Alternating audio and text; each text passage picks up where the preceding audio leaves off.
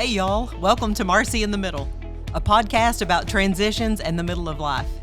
Here we talk about everything from relationships to finding your place in the world and lots more. We'll talk with friends from all walks of life and find out what they've learned along the way. So whether you feel young or old or somewhere in between, this is the place for you. Welcome to the middle. Today's guest is Susie McEntire Eaton.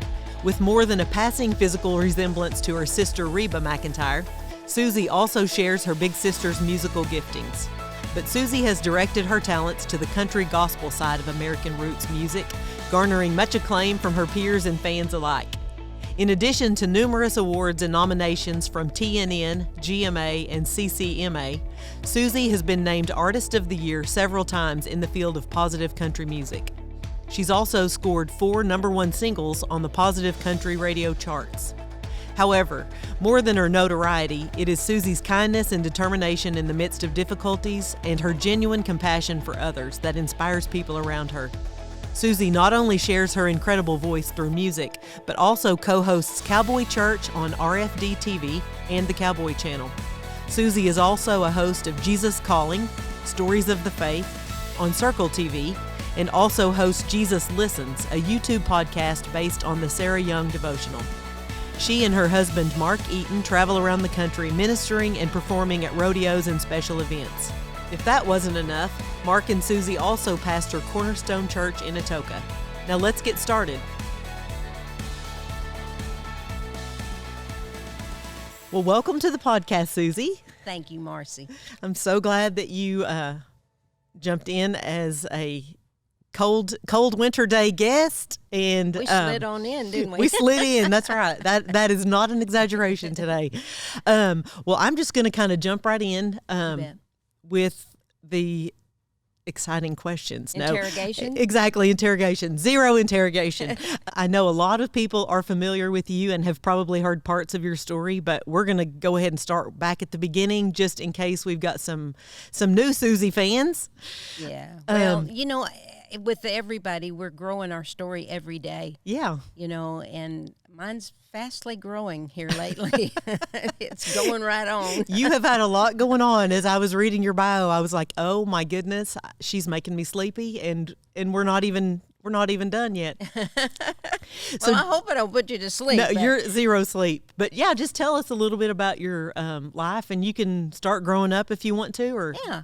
Well, I grew up right here in southeastern Oklahoma, and my mom and daddy both grew up in this part of the country. They went to school together in Limestone Gap, which is 2 miles up the road from where I still live today.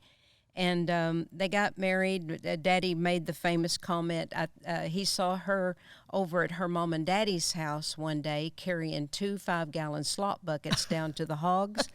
And she was about 16 years old. And he looked at her and he said to himself, I think she could fit into my business. In other words, she knew how to work. And, yeah, 2 slop buckets put you right at the top of the list. That's right. And so they got to courting, and they dated a little bit. They went to dances, area dances, and pretty soon they finally got married, and they had 4 kids in 5 years. Oh, my goodness. When I'm the youngest, Alice is the oldest. When she was 5 years old, Mom and Daddy brought me home from the hospital. Wow. And then there's Paik, and then there's Reba. So there was a very tight-knit family. My mama was very, very busy. My daddy was a rodeo cowboy, and she first worked down at Fred's Fish Camp. And my goodness. On the 43, when the lake came in, she worked for $6 a day selling bait down there. And an old pickup that she had to scotch to stop on the top of the hill where we lived. And then when she was ready to go to work, she undid the rock and went down the hill and got it started. So very meager beginnings. And we weren't wealthy. We worked hard on the ranch. And singing was a relief for us. I bet. It was a relief.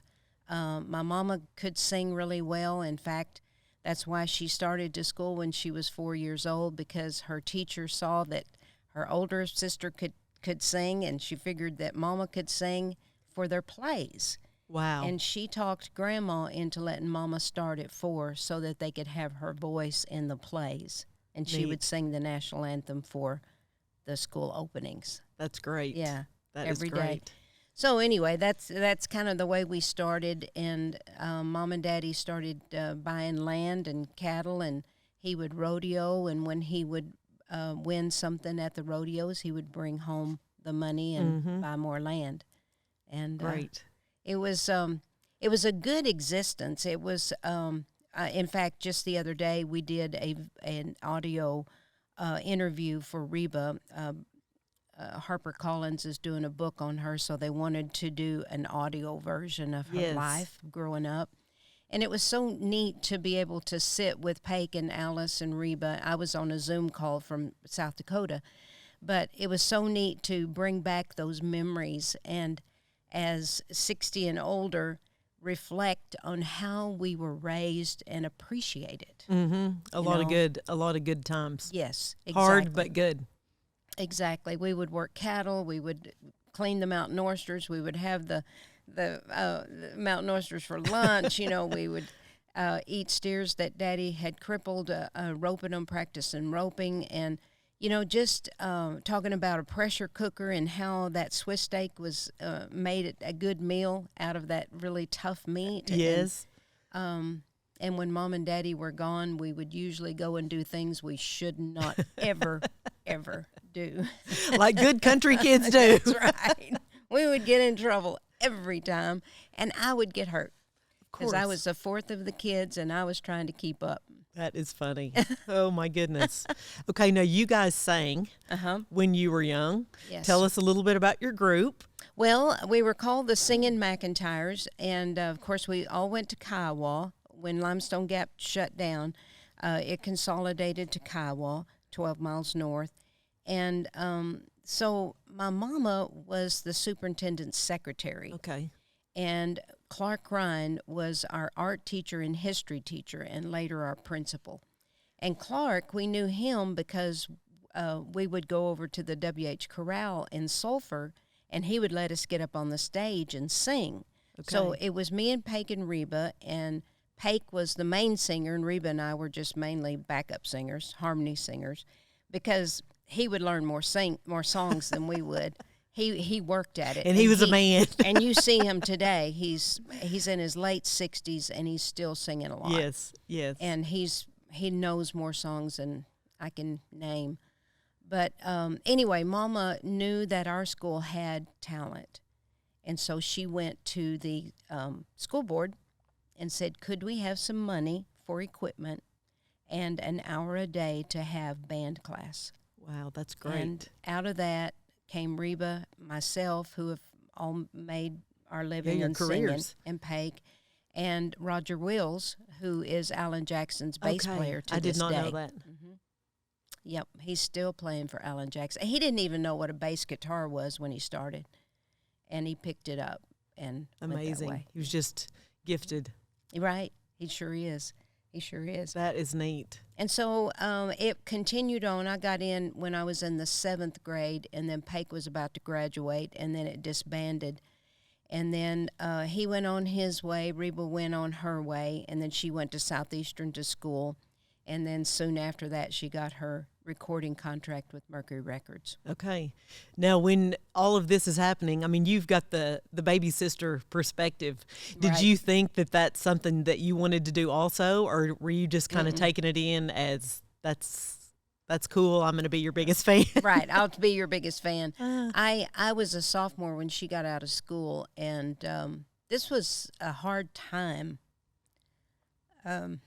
I get to thinking about it, and I get kind of choked up about it because at that time, Mama quit being the superintendent's secretary because there was a disagreement about how they counted the grades and everything, and so she resigned as being secretary. Okay. And so it kind of left me high and dry. Yes. You know, all those years by yourself, yes. I had shared Mama with all the rest of the kids, and I thought, now she's going to be driving just me to school. Yes. Well, she quit. And she came back home, and she started feeding with Daddy and going to Florida with Daddy to buy cattle. And They had friends here in Atoka, and they'd take trips and everything. And it was a really, it was a time for me that I got a little wild. I got a boyfriend. I stayed too much time with him, and it was actually a really, really, I think God's hand was on me that I didn't get in trouble. Yeah. Yeah. And, Well, you were lonely. Right. Exactly. I didn't have anybody to go home to most of the time. Mm-hmm.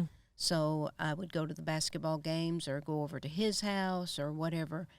And I graduated. I had a wonderful 2 years in high school there. I was valedictorian of my class. I really brag on that until I tell people it was 21 people, but you were still the smartest. I was still the smartest. Well, I got the best grades. I don't know if I was the smartest, but I got the best grades. You know, when you sing, you can quick memorize. Yes. And then after it was over, it was like, there it went. That's right. Oh, shoot, here comes a 9 weeks test. I forgot it all. You got to cram. It's okay. Learn it again. Yeah. That helped you, I'm sure, with lyrics at this point. Yeah. Yeah, it does. And, you know, I didn't know what I wanted to do with my life. I really didn't want to sing because every time I got in front of people, I would get real nervous, and I just hadn't gotten my calling yet. And I went on to Oklahoma State University following that boyfriend, and I was going to major in accounting because I really loved bookkeeping. I had a really good accounting teacher in high school. And so I went all 4 years in college at OSU and sang a little bit, but they told me that I was too country. I couldn't sing those kind of songs. And I got an A in that class anyway, so I was all right. And I graduated with a minor in accounting and a major in personnel management. Okay. And but I was lost when I got out of college. I didn't know what to do. But Reba and I had checked records over at Cole County at the cusp of all of the oil and gas, the boom. big thrust, the boom.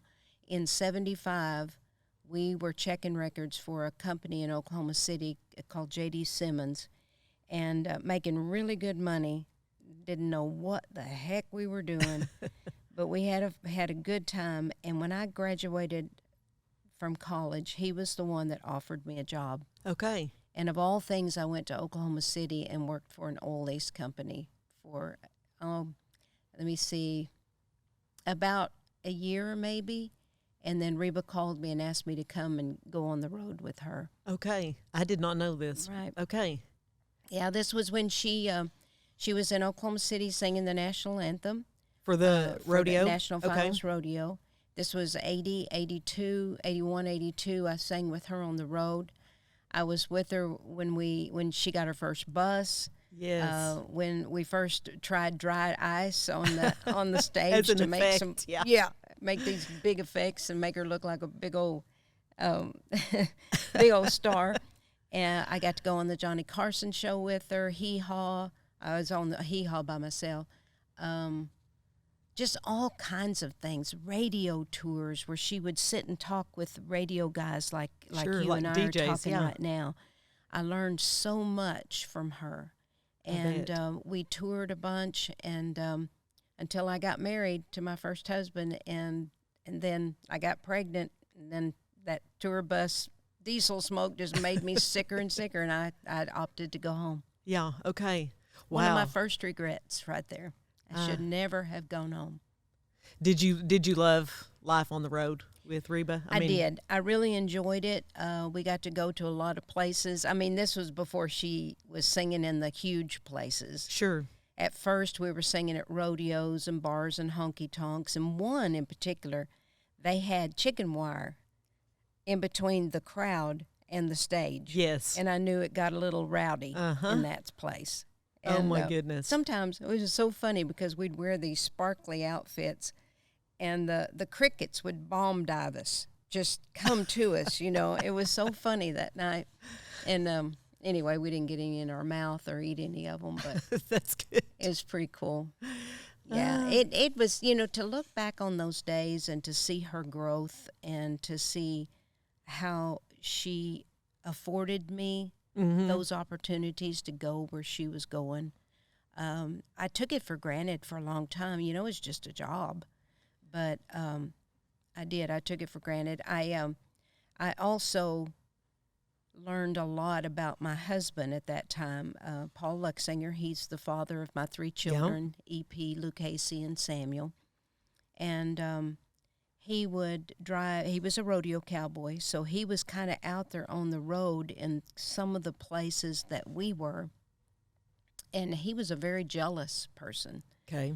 And he just knew I was messing around on him. Mm-hmm. And so he would drive out away, I mean, maybe 500 miles, just like a bat out of hell, coming to catch me with somebody else or with the band members. And it's like, these band members? Really? What are you talking about? No. No thanks. I just know you're on that bus, just sleeping with all of them. And it was like, oh my gosh, it was torture. Right. Torture. And that was when I got pregnant and was expecting EP, not only the bus fumes and stuff, but I was just tired of the drama, tired of the accusations and the drama. Mm-hmm. Yeah. Well, that's a lot. Yes, it is. To deal with. And when you get a baby, if there's more than you to consider. But this church right here is really, really, it represents a new beginning for me. When it was Day Spring and James Krausen was the pastor, our marriage was terrible. We were living at the Weaning Shack at Chalky, and he was rodeoing, and I was working for Reba and singing a little bit with my brother Peg. And he got home one night about 5 o'clock in the morning, and there had already been lots of bruises and kicking and screaming, and and we had EP. And so this would have been 1984, and he came home real late, and I pecked him on the shoulder about 6, 7 o'clock, and I said, "You want to go to church?" And he looked up at me like, "No, not really." And I said, "Well, there's a really good church. I think this one would be different for you." And so we came to Dayspring, and I walked in, and I just couldn't quit bawling. I mean, it was like, what is going on here? And we went back that night. We went and had lunch with James and Frankie? No, Danny and Sherry Cochran. Okay, yeah. They invited us to their little house right behind McDonald's. We had lunch with them, and we came back that night, and I rededicated my life to the Lord. Okay. I had been saved when I was 12 years old at Baptist Church Revival in Kiowa, but there was just something that was pulling on me. I mean, my life was falling apart. I didn't really enjoy what I was singing, how I was singing, and so that night I dedicated my life to sing only Christian music. Of course, I went overboard, and I think it was a growth process because I told myself I didn't want to sing anything that didn't have Jesus in it. Okay. So I was going to sing strictly Christian music. So that's what I did for a few years. Yeah. Okay. Okay, so you start singing, and you've what made you've you gone quit singing that? from one ditch to the other. No. Really, yeah. No, yeah. but that is a I don't think I knew that either. So I didn't realize you were working with Reba right up until that point. Oh yeah, well I went to Reba, and Charlie lived. My cousin Lloyd and Ricky Thompson built a house. Kenny Jack and them own that place now. Sammy and Lindsay Carroll live out there now. It's just on the east side of Stringtown, but they were living in that house, and I worked in their office. Oh, and I'll tell you this. One time she said, "Oh, Susie, your booking the hotel rooms are way too expensive. I just can't. I can't. This is too much. Too much." So, what you had to do then? You didn't have the internet. No. You had these little books, and so I got Best Western, Holiday Inn, Red Roof Inn, whatever. Well, Red Roof Inn was one of the cheapest ones. And then she called me and she said, "You're going to have to quit booking at these Red Roof Inns. They're kind of booking by the hour in these places." I said, well, you were saving money, though. I was saving her money. What's the problem? That's right. Anyway, I mean, when you're sitting there with a book, you can't see the hotel. So No, it's hard to even think back before the way we had to do things then. That's right. A lot different than now. Okay, so is that what you would say was the start of your gospel career? Oh yeah. In fact, James took me up to a church and did my first recording. I know Danny and Sherry were with us, and I can't remember where it was, somewhere in Oklahoma City, and like in a church like this, I stood on the stage, and they had some soundtracks, and I sang some songs, and then I went to Christian World. Okay. And did my first album, Susie Singer, and then I did Come Bless the Lord, and then the third one, and then the fourth one. We had come in contact with the man who ran the PRCA in Colorado Springs, and he said, "I want to fund your fourth album." Awesome. Because his life had been changed by our cowboy church in different places. And he said, "I want to fund your fourth album." And so we went to Nashville, and First Things First was my first studio album. Mm-hmm. Was that just? Oh, it was so much fun. Yeah. There's nothing like the studio. I was so thrilled and so scared. But there's lots of good songs on every one of those albums. And there again, it's First Things First. You got to get out of reverse.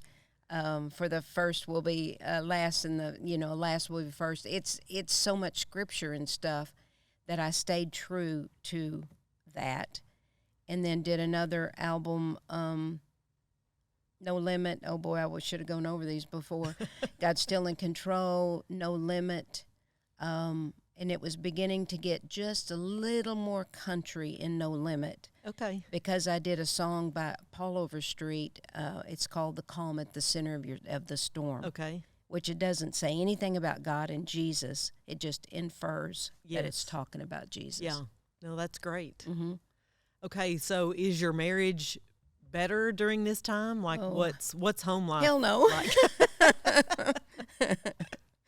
No, it was a literal hell. And when you're in those circles, and we were going, I don't know how many dates a year. I shouldn't have done it, but I burned my old schedule books because I just didn't want to look at it anymore. Mm-hmm. I mean, it was Friday night, Saturday night, Sunday morning, Sunday night, and then maybe get back home, and just a rat race. And he was rodeoing, so we would help with the rodeo cowboy services. Sure. And we moved out towards west of town, out towards Ward's Chapel, and got our own place. And then that put more pressure on us to pay the place off, so there was financial. Paul was always afraid, what am I going to do when I can't rodeo anymore? Right. What am I going to do? Mm-hmm. He didn't know anything about rodeo, and he sure didn't know anything about ranching. And so he was always under that pressure. Right. And it put pressure on me and the kids. Sure. And how much are we going to go? And we made the decision to homeschool our kids because we weren't seeing them. And so we homeschooled and then put them half-time in Christian school, some. And, it was just, there was a lot of, one day I said, he said, "How much is in the checkbook?" And I said, "I don't know." Yeah. Holy cow. I lied and told everybody it was icy, like it is today. Yeah. And I had stepped out the back door and fell because he had kicked me so much. I couldn't hardly walk. Yeah. And so I lied. Yeah. And, a lot of people will ask me, well, why didn't you leave? Well, I was a Christian. I was a Christian singer. Mm-hmm. I didn't believe in divorce. I wanted it to last. Sure. All of my siblings had divorced except me. Okay. And I was going to be different. Right. I was going to hang on. And as we progressed and got with Integrity Music, we were able to get into a lot of conferences and hear a lot of really good speakers about marriage and relationships. And we went to Coeur d'Alene, Idaho for a week-long, really, really up-close and personal counseling, and it just wouldn't stop. Yeah. Paul was raised in a very abusive home. Yeah. It's hard to break. It is hard to break that. Hard to break the patterns. What were your kids? Did your kids want you to leave? Did they ever say anything, or it didn't really come up? No, they were wanting it. Yeah, they were sad. They were sad the first time that I separated was in 2001, and we separated for 8 months, and it wasn't near long enough. And he came back, and it was good for a little while. Was that the Tender Road home? Was it during that, or? Yeah, we went, we did the Tender Road home. We moved to Washington, and I remember getting the books ready in Washington, and that was in 97. Okay. So this is after that. Yeah, okay. It would be after that. Okay. Yeah. So what, if you were speaking, I know we've got a lot of different listeners, and unfortunately, that's probably not a situation that is as rare as we'd like it to be. Right. So what would you say to a young person who is in a bad situation? What advice would you give now that you wish someone had given you then? First of all, if they're not married, I would watch what his parents do or her parents do and how their relationship is, because it does follow along. Yeah, that's good. And narcissistic behavior, control, not letting, anybody can be anybody in dating. Sure. That's just exactly part of right. it. But even in a live-in situations do not prove that your marriage is going to be great when you get married. Something changes. It just does. Yeah, I think it does too. And statistics will prove that. That's exactly right. Yeah. I would watch how he treats his mom, how he relates to his mom and dad. I would make sure that you have a fight with him before you get, and then be with him as much as possible in any kind of stressful situation to know how he spends his money, what his values are, how he would treat a child, how he would treat other people, and how he shares you in relationships. Sure. But if they're already married, I would say, just like my older sister Alice told me one time, she said, Susie, I have places where you can go and he will never find you. Heed that advice. You don't change people that whip on you. You don't change them. Yeah, I think that's probably, it's hard to get to, and if you don't have the finances to get out, and if you are sometimes the church, meaning well, can sort of, I won't say trap you, but maybe mislead or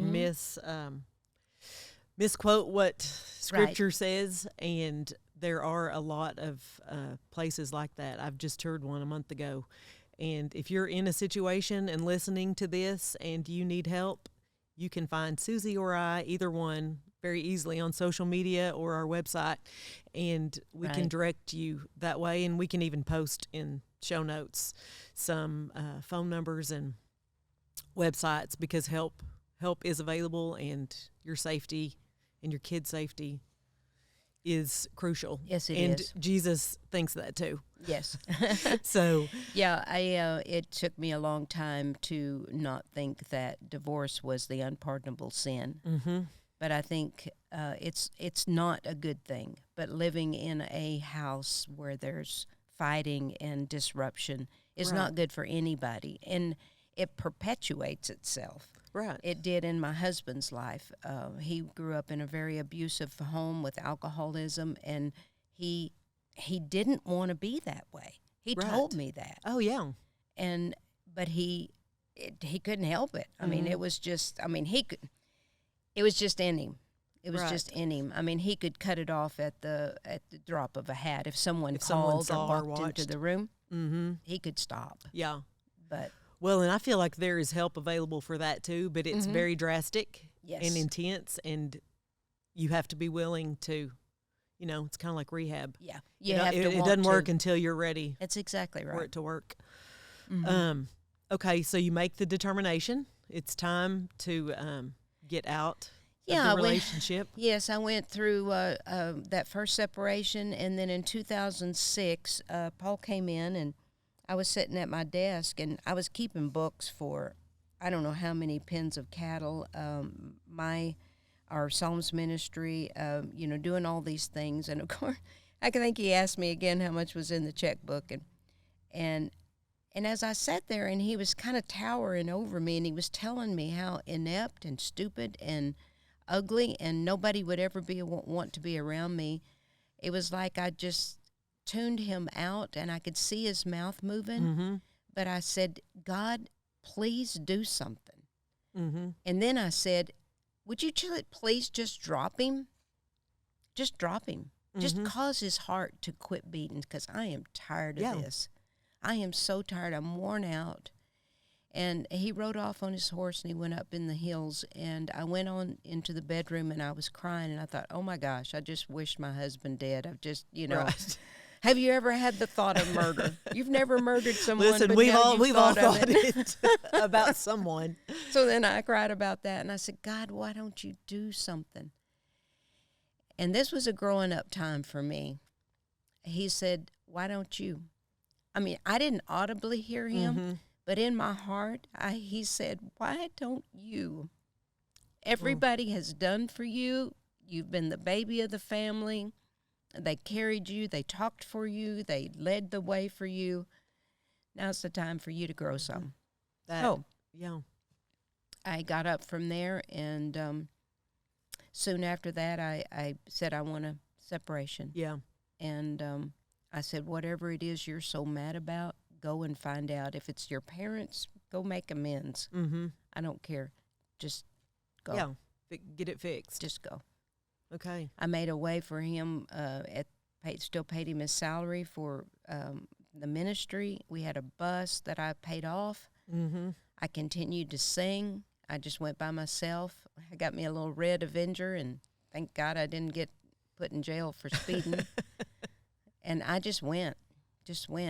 And in the meantime, I would pull into Sonic and get a number 7, Yes. onion rings and Diet Coke.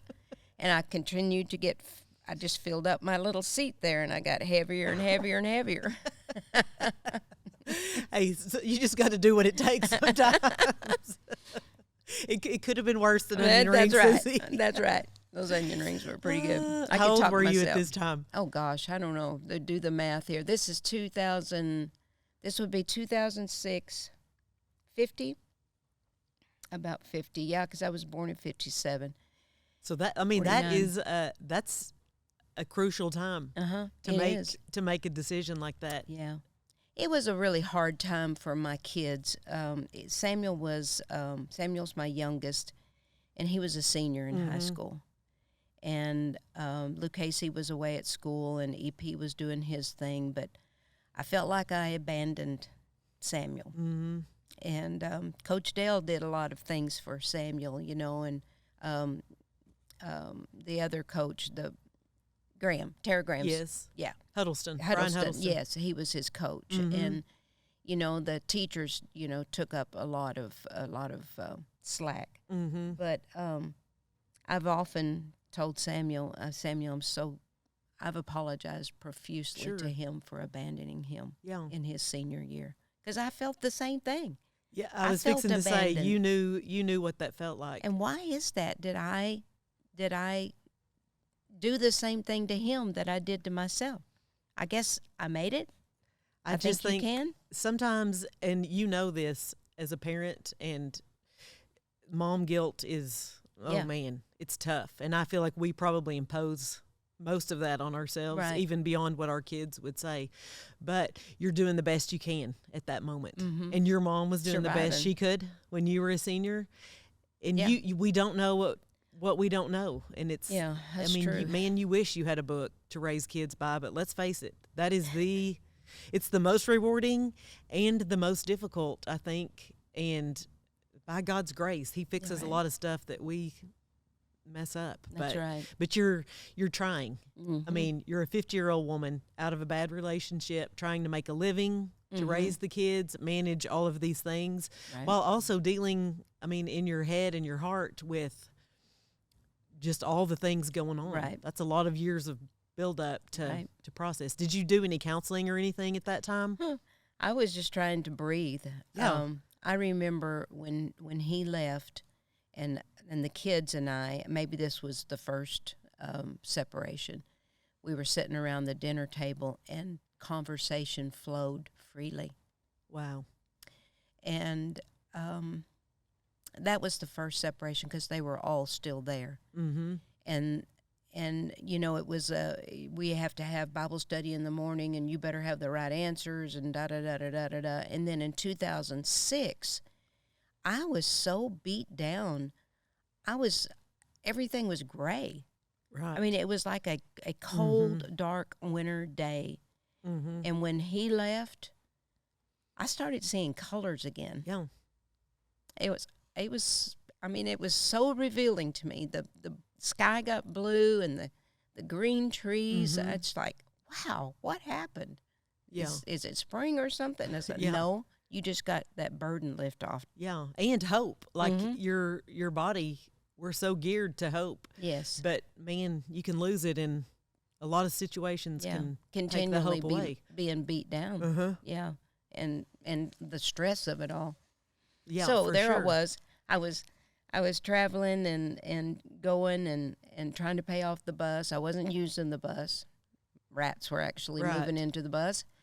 And so I was gone a lot and recording, and I started being the co-host of Cowboy Church on RFD TV. That happened Neat. Right after we separated. And so 2 years just flew by. Carol Irvin used to go with me. Yes. And she'd sit there in the front seat, and she'd run my music for me, and she'd sell CDs for me. And it was a time that was really hard for her because she lost her husband, Russ.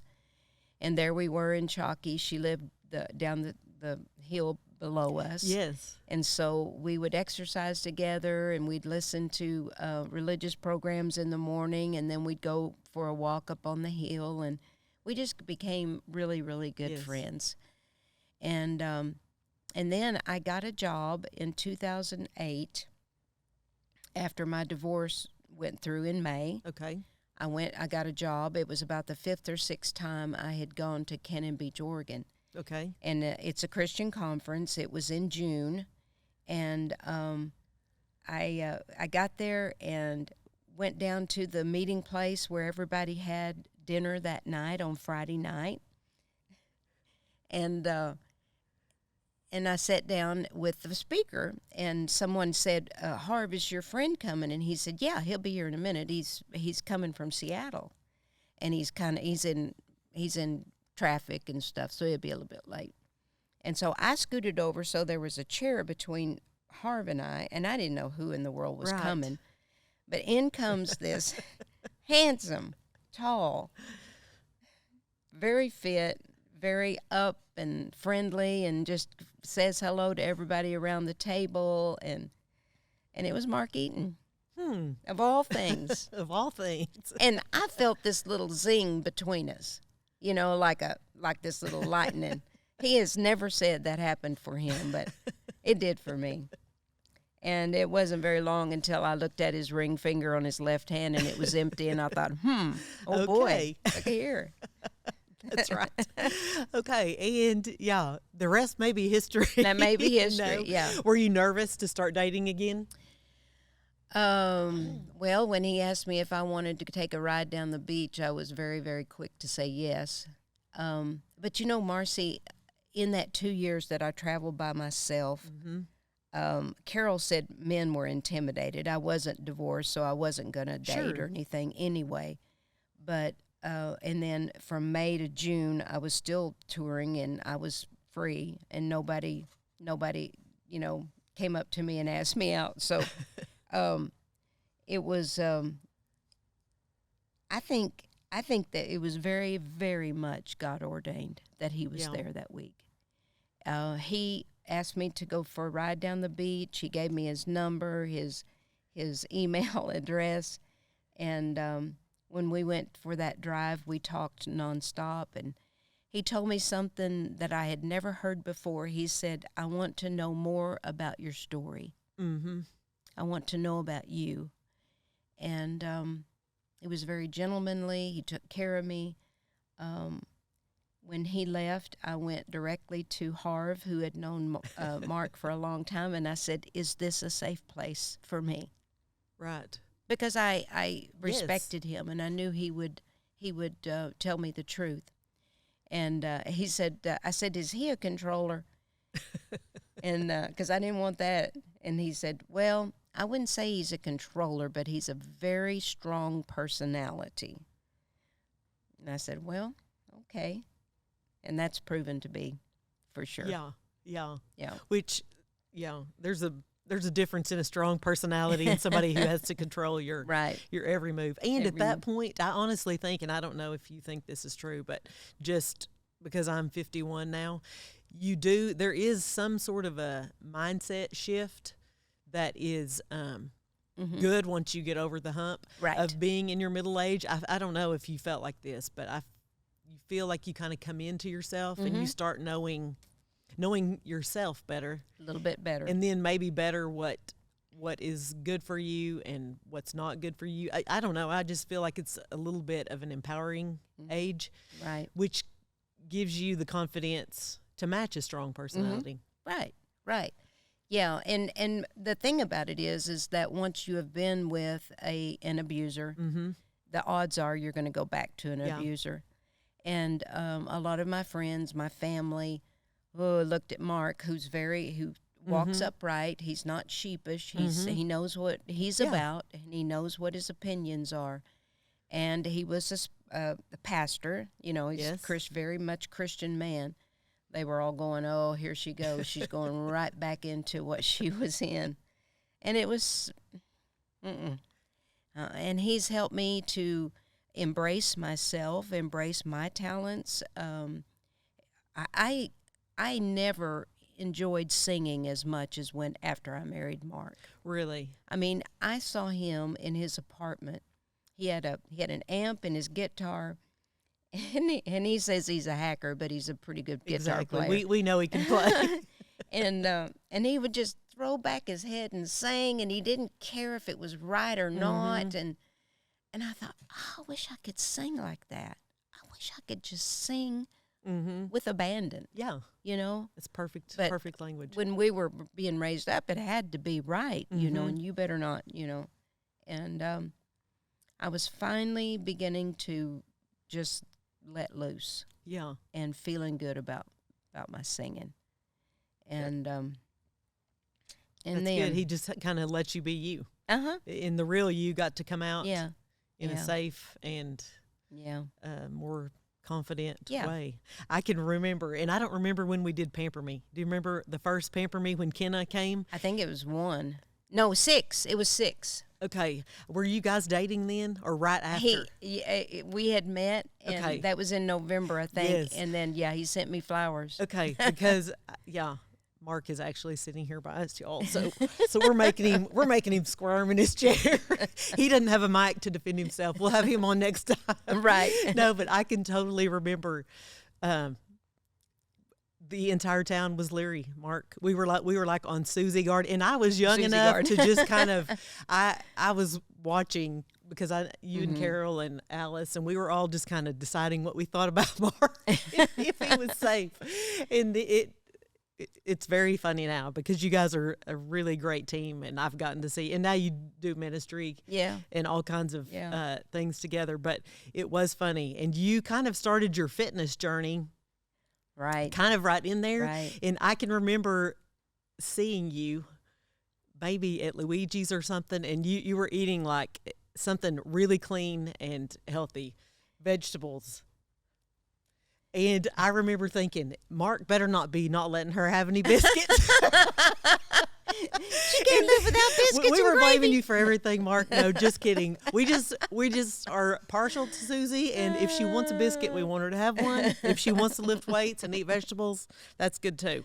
But no, I can remember that, and it's funny looking back. Just at the beginning, poor Mark coming into a small town in the South from from a big city in the North. Well, when we were dating in 2007 in there, no, 8, past that, because we met in 8 and we married in 9, but a year and a half later, and I said I'd got to get this weight off because I was at 160 pounds.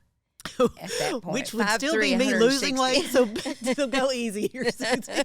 Well, 5'3", it don't look very good. And so he said, well, if you're really serious, I'll give you some, because he had his own CrossFit gym in Washington. And he said, if you're serious, I'll give you some exercises, and then I want you to time yourself, and I want you to do it. Well, I got serious. You did get serious. I got serious. And I had me a little pull-up bar in the bathroom entryway and all kinds of stuff. And yeah, it felt good to get back off of that. Yes. So yeah. That's anyway, great. we eat not so clean most of the time, but it everything kind of finds its balance, or it does. You get into the water groove. Finds its level. Yeah, that's right. That's right. But my children love him, my grandkids love him, and I love his kids. Between us, we've got 6 kids and 11 grandkids. Wow! I've only got 2 of those grandkids, so his kids. So he drew got the majority. Stick figures. That's right. what he says. That's great. So now, how old are you now? I'm 65. Okay. I just got on Medicare. Which is so crazy, isn't it? Yeah. I know. We got our Clint. We've all gotten the AARP letters. Oh, yes. I think his card came in the other day, and I was like, look. And he's like, don't even hand me that. And then he's like, wait, I think you get a discount on coffee. I think you get a cheap coffee. I was like, I'm sorry, that's not enough for me. Oh, my gosh. I don't want the card.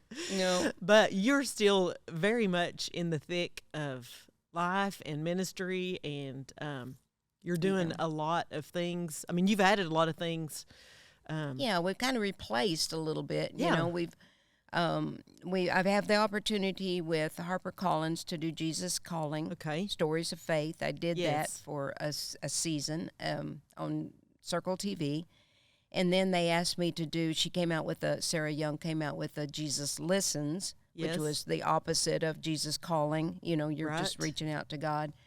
And so they asked me to do podcasts for that. So Okay. I've got to interview a lot of really cool people. And that's been fun to be able to really be face-to-face with them and learn their stories. Mm-hmm. I got to be on the Grand Ole Opry last year, year and a half ago, and center stage. We were there for Jesus Calling, Wow. doing all those Yes. intros and outros. And Did they you said, sing at the Oh, I Opry? did. Yeah. Okay. That I is got on to my bucket sing. list. I'm putting it out into the atmosphere. There you go. I've warned Daniel and Sierra out about this, but I'm like, we're going. I'm just going to say it until someone feels sorry for us and says you can come. Send So was that the like audition just tape in. I don't know. Amazing. Did you love it? It was so warm. It was right in the cusp of COVID, Mm-hmm. and in fact, that week I got COVID. Oh no. So it was a really, really weird time. But I got to go to the Grand Ole Opry. They treat you just like queen. Mm-hmm. And there was hardly any activity backstage because, you know, there was hardly anybody Yes. there. But I've been there before when Reba did her 50th Yes. and all that. So it was really cool. I enjoyed that it. is neat. I've been able to sing at the Ryman. I was singing at the Grand Ole Opry. And, you know, a lot of people just don't realize how important that is to people that were raised like us, looking. Yes, the history of looking country up. music is Mm-hmm. incredible. And Yeah. the people the things that they overcame, and Right. what just a celebration Yes. that is Yes. for To be able to get yeah, there. Yes. Yeah, Yeah. for sure. Yeah. For sure. It used to be a lot harder, but now they're really opening it up so that it can be an entertainment spot. Yeah. You know, so lots of entertainment. That's neat. But 2020 it really slowed us down like it did everybody else. It's like a huge ice storm. Everybody has to just stop. My mama passed away in March of 2020.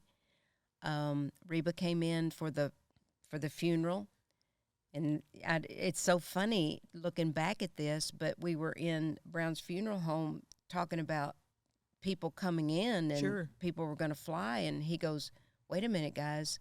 If they fly up here and these airlines shut things down, they won't be able to fly home." I mean, it's strange to think about that now, but we all became so accustomed to it. And so she stayed because her jobs had gotten canceled. Yeah, they shut down all the tours. Yeah. And so she just stayed. We cleaned out Mama's house. We spent time together, her and Alice and Peg. And Peg would come and lay down on the couch, and he'd tell me, "Yeah, that's good for me. Yeah, that's good for me," whatever. We divided all this stuff up. We never quarreled or got in a fight about anything. And Mom and Daddy had left their estate very, very nicely, tidy, and which was a great gift to us kids. That is a gift. Yes. And so Reba stayed with us till May, and we drove her home 3 months. She stayed in our little old bitty bedroom in the back. She probably loved it. She's got a bigger bedroom at home than most of our houses, and she was just so content in that little old bedroom, and fell in love with Rex Lynn. In the meantime, they would have coffee camp every morning. How funny! And so it was just a joy. But that bout with COVID changed my trajectory. It took me on a totally different path, and I didn't have a hard case of COVID. Right. Just barely even knew I had anything. Right. I wanted to lay down before we had a concert in West Virginia, and I wanted to lay down, and that's so unlike me. And I was crabby, which is so unlike me. And right. Mark was like, "What is wrong with you?" And we went back to Nashville. I went to my homeopath, and Mark went on home, and she said, "Yep, you've got antibodies, so you had it." And she said at that point, she said, "I wish you would have really had a harder case." Because I already had psoriasis. Okay. And so it caused my psoriasis to flare back up. Okay. And it also caused me to have arthritis symptoms, which they call it psoriatic arthritis. Right. So I began to get, it was 2 years ago, I started getting sick. I was at 147 pounds doing 195-pound deadlifts, 85-pound cleans. I was in really, really good shape. And then all of a sudden my leg got edema, and I went to the hospital, and they were trying to find out if I had deep vein thrombosis, what was wrong with me. What was going on. And so I just started getting inflammation all through my body, and it just kept going and going and going. And I had long hauler COVID, and I didn't like anything that I was eating. I didn't taste good. Coffee didn't taste good. Onions were atrocious. Oh my gosh, I just couldn't take onions at all, and I just didn't feel like eating. And it affected a lot of my body, my knees, my ankles, feet, my hands, my elbows, shoulders still hurt a lot. And so finally I went to Dr. Curry in Ada and asked him if he would inject my knees because I couldn't hardly stand up. Sure. And when he did that, the inflammation kind of came down. But I had gotten down to 112 pounds. Oh, my goodness. And, Marcy, Mark would tuck me into bed. He would get me in and out of the bathtub. And he would tuck me in bed at night. And I honestly don't, I would look up at him and I said, "I don't think I can do this anymore." And I don't think I could ever end my life. But it was like. But you were ready to be done. I was very done. Yeah, well, you got to the point, and I don't know, people who are friends with you will know this, but I'm probably a lot of people, your fan base outside may not know how how bad it got. All right. Because you were, I mean, I know from some of our singing things, you could literally not get up and down. I mean, you Right. could not move to the stage. You Right. could not hold the mic. Mm-mm. And I just couldn't physically. stand. And this is coming from, I think, our health is one of the things. We joke about eating healthy and not, Right. and all the things, but your health is literally, When you don't have it, you don't have anything. yeah. And you went from so strong Right. to nothing in Yeah. very quickly.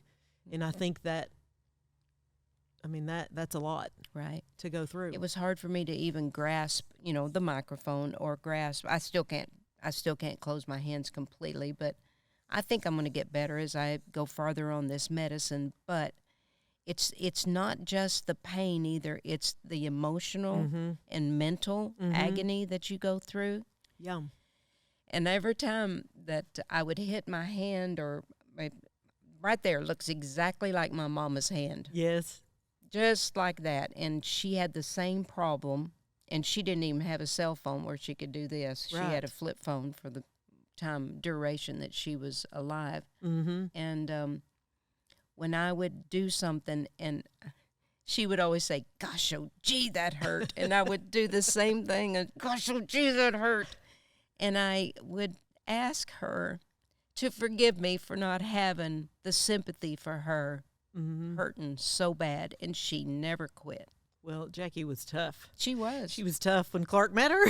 She was tough till her last all the day. way through. That's Yes. right. She was a good woman, but yeah, she was not a whiner. Right. So, No, she wasn't. And even, she would walk in. Reba's restaurant has those little things that they put in the napkin, the little bookmarkers. And yes. she'd walk in the house and she'd say, "You got any who hit him?" And that means you got any Crown and 7, because her back hurt so bad. Bless her heart. Yeah, bless her. And she would show up for every party, every get together, no matter what. Yeah. She was, and her car would be filled with country music when she drove up in the driveway. Yes. You I could know hear it she- through the windows. Yep, I know she was proud of y'all. She and I ended up at the beauty shop a lot at Vicky's. Yes. So we always had a good visit. So you've come. I mean, you look amazing now, and you're able to regaining strength. Yeah. Definitely able to sing. I've witnessed and heard it myself. Well, oh boy, I tell you. And even in the cold winter, you're moving. I'm sure there's still hard days, Better. but so much better. What have you learned through this? What do you know now that you didn't know then? Well, I think I took for granted.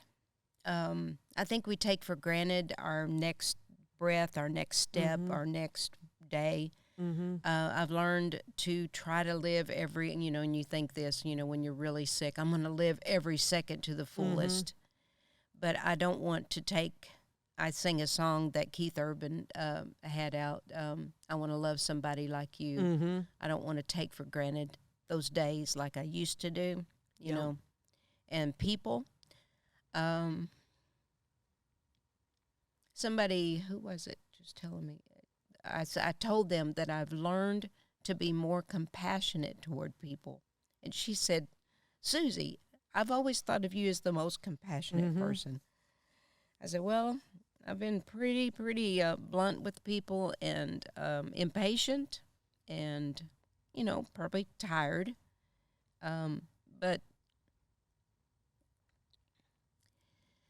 just the other day, Alice and I were at Cracker Barrel.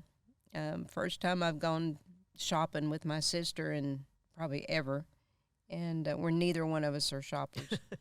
But we went to Dillard's and we ate at Cracker Barrel. And there was a lady opposite us, just in this other chair right here, and took her a good 30 seconds just to stand up out of her chair. And my heart went out to her. And I looked up at her, and she stopped, and she had a big old smile on her face. And I said, "Hey, I can relate to you. I am having trouble standing myself." And she just had the greatest attitude. And it just broke my heart. Yeah. You just have, I've grown in empathy and sympathy for other people because I know what they're feeling. Yeah. And gratitude for each day. Yeah.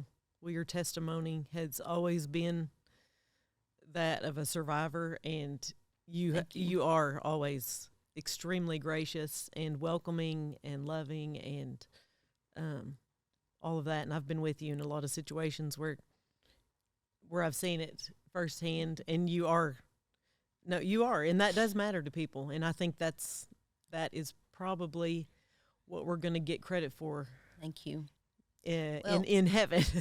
Marcy, and I ask you to forgive me for this because, we've had times of closeness. Yeah.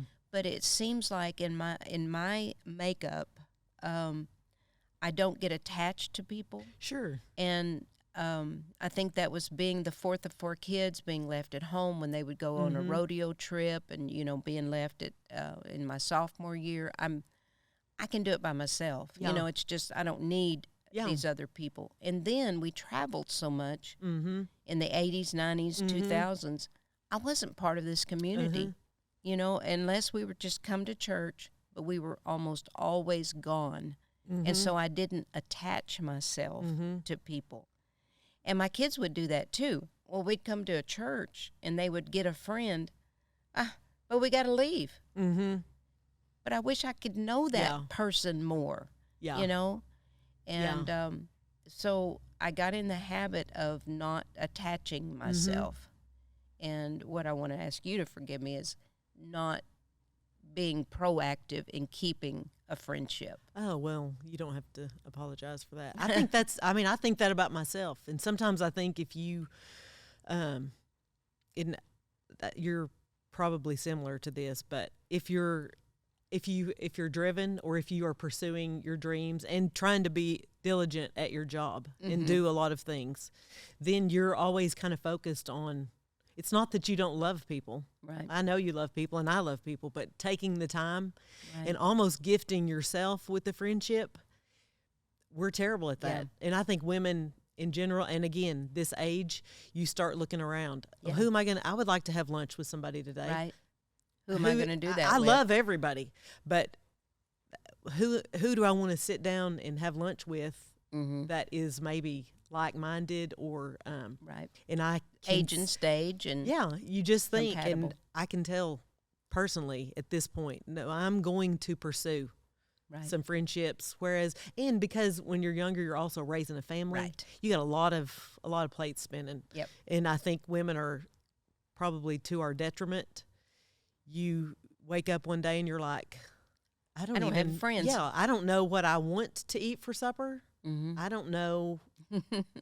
There's not a lot of things about myself that I know because I've been so busy asking other people, and which you love to do. You want to serve your family and your church and your job, but taking that time for yourself, I do think if I was going to give someone advice that's younger, I would say don't give up your friendships. Right. And it may not even feel like you're giving them up, but pay attention to cultivate at least a couple. So if you can I don't know, being a mom, being a dad, there's a lot of a balance that is probably not attainable, but cultivating a little bit of time and friendships for yourself, I think is important. And here in Atoka now, we have places where we can meet each other, and it's I think it has cultivated a lot of relationships and gotten people out. I do too. In a different situation. Yeah, I do too. And you and I both know music, there's something about music. Whether you're in church, whether you're in your living room, whether you're in a huge concert venue, and really any kind of music. Like, I don't know about you. I can't sing every kind, but I have an appreciation for every kind. And just, there is something very, music gives you a connection and reminds us, I don't know, I feel like it connects us as humans. Right. In a way that maybe nothing else does. So if it's so funny though, because I sing for a living. That's what I do. That's what I'm about. But I probably do less of it than most people. I don't practice like I should. Yes. Mark will get the guitar out and it'll be like, okay, yep, we need to kind of get going here and sing and do this and that. I would rather go outside. I love to, before my hands gave out, I used to, we'd go down to the gym and work out. Yeah. And then Mark would go into the house and I'd pull weeds in my flower gardens and prune and do all this kind of stuff. And I think I just about wore myself out is what happened. I'm sure. Just about. And then I love to keep books. So that I like cracks to me up. I would not have known that you were a numbers gal, but hey, well, I'm not a numbers gal. I like to spin the numbers, Susie. You can keep track of them.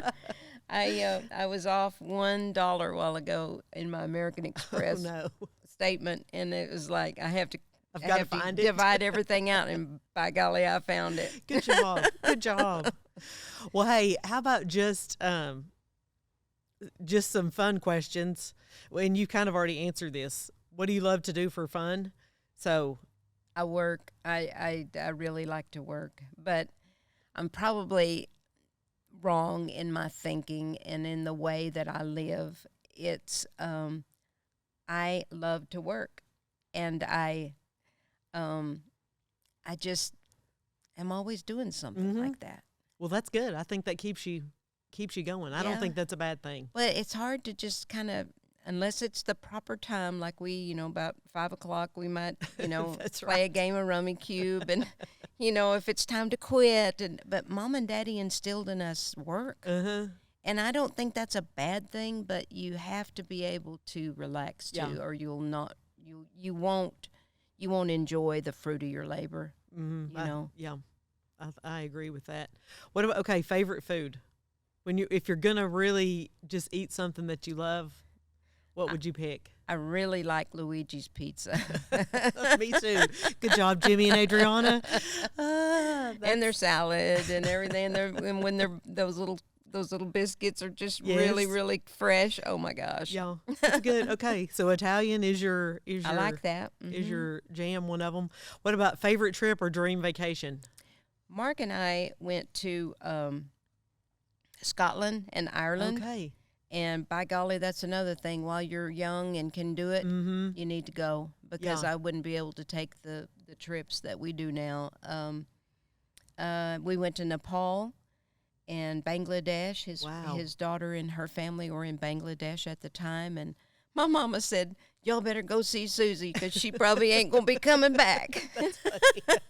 Sounds just like a mom. She going over there in that foreign country. She's never going to make it home. Oh, my gosh. We had such good times and ate different foods and saw so much stuff. It was just crazy.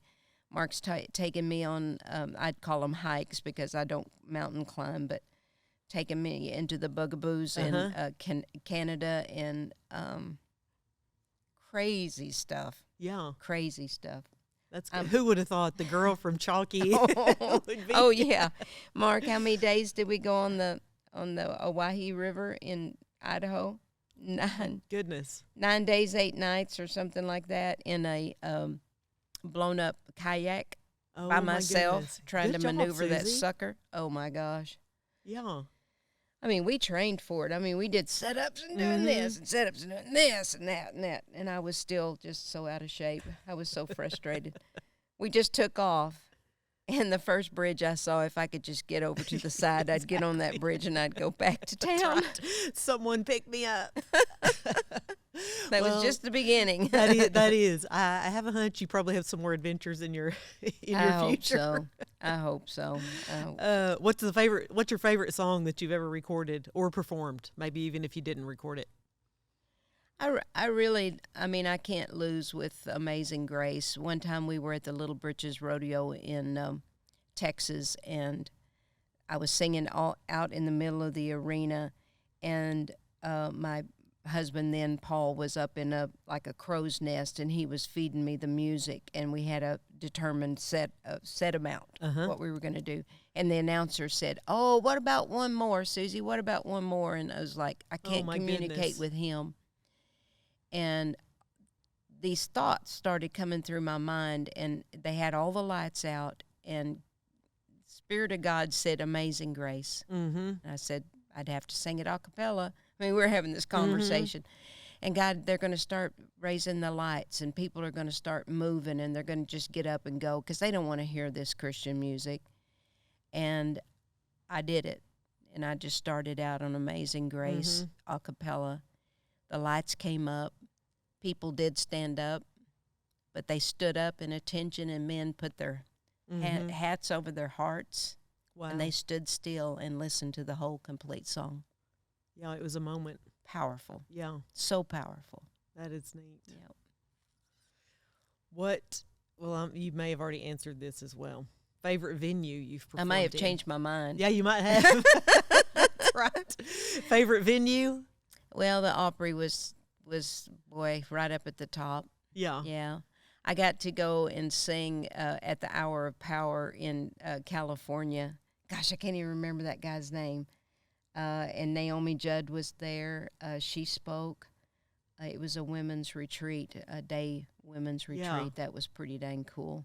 That is neat. Yeah. Yeah. Oh, I've been to a lot of You places. have seen a lot of sides. I Cheyenne, you've been to Cheyenne Yes. multiple times, national finals multiple times, Right. a million different rodeos. If you would just give us a little bit of what you sang in the circle there at the Grand Ole Opry. Oh, I can't believe you asked me to do that. You got it. You got it. Well, it's a song that Winona Judd sang, and her and her mama. And it reminds me so much of, I didn't even tell you about my grandma and how influential she was in my life. But it reminds me of us sitting over on Boggy, over towards Wardville and over in there on their front porch, and the memories that we have of those old times.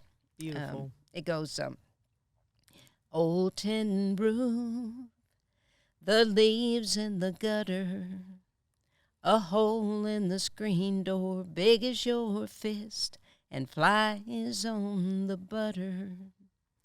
Mama baking sugar cookies, and we were watching cartoons. I hear her yelling from the kitchen, which one of you youngins wants to lick the spoon? And yellow jackets on the watermelon, honeysuckle in the air, and Daddy turning on the sprinkler, us kids running through it in our underwear. Old dog napping on the front porch, his ear just a twitching. I fell asleep on Granddaddy's lap to the sound of his pocket watch a ticking. Yay. That's old times. Beautiful. Hey, that's good times. That's when the clock barely went 1 minute to the next. Thank you. You are so welcome. Anywhere you'd like to perform that you haven't? Gosh. Now's your time to put it in the universe with my Opry Yeah, there dream. you go with the Opry. I don't know. I can't think of any place right now. Well, if y'all haven't had Susie, you better invite her now. That's right. Get her before she while gets you too can. old. Maybe the Grammys one day. You never know. Yeah, who knows? Who knows? I got I kind of got in the. I don't Yeah, know. you've won. I got nominated. A lot I of didn't win. things. Yeah, but I didn't win. Well, there's still time. Yeah. Again, there's still time. Okay, best part of this age. There's a lot of stuff we don't like about this age, but Yeah. anything that you do like about it? Well, when you go through menopause, there's lots of things you don't have to worry about anymore. No pregnancies, no That's right. monthlies. Medicare's there, and Social Security's coming soon, and all those years you've worked for. I think it's I find myself having more patience, especially with my grandkids, and That's good. I find myself letting things go. Yeah. Is it really the mountain I want to have a big battle on, or should I just let it go? Yeah. Yeah. With age does come perspective and hopefully wisdom. And that also that's depends true. on how well the hormones are working today. That's right. we like the hormones. Keep them coming. Okay. Well, hey, I think we've covered a lot of things. Is there anything that you would like to say that we have not covered? Well, you said a while ago in my introduction that I was famous and stuff. I just don't see myself like that. Mm-hmm. And if I'm in Walmart and people just say, "Hey, Susie, how are you?" That's the greatest thrill. Mm-hmm. huge thrill. And just to be a part of this community where I have not been for so long is been really cool for us. We pastor a church. Yes. We get to be in these venues like the Vault and El Adobe and around and to be able to share our music and to celebrate with other people. I just think it's a really, really cool thing to be a part of this community. That's good. Well, we are happy to have you home. Thank you. And we're happy to have Mark home. Now he's a good old country boy, whether he likes it or not. Well, he was raised kind of like that. His father was from the east side of Washington, and they were farmers, and they were also timber gatherers and then he is strong people. He is right at home then. Yes, sir. That's right. Yes, sir. Okay, people can find you. Your website is SusieMcEntire.com. Yes.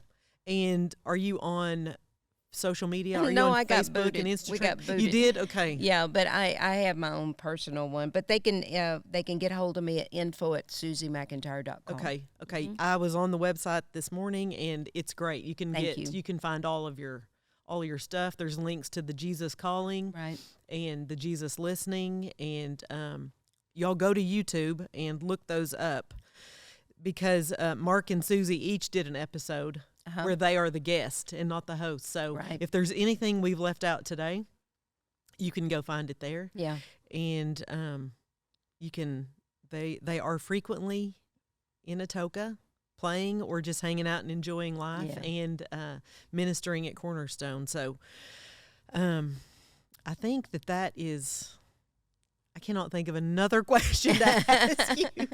But thank you so much for sharing. Welcome. And just thank you for who Thanks you for are. asking me. Hey, oh my gosh, anytime. Come back. I hope this podcast lasts long enough to have you come back on. Absolutely. I'll also put this into the universe. I want to have a couple of episodes on sisters, and I would like to get you and Alice and Reba wouldn't that together. be fun?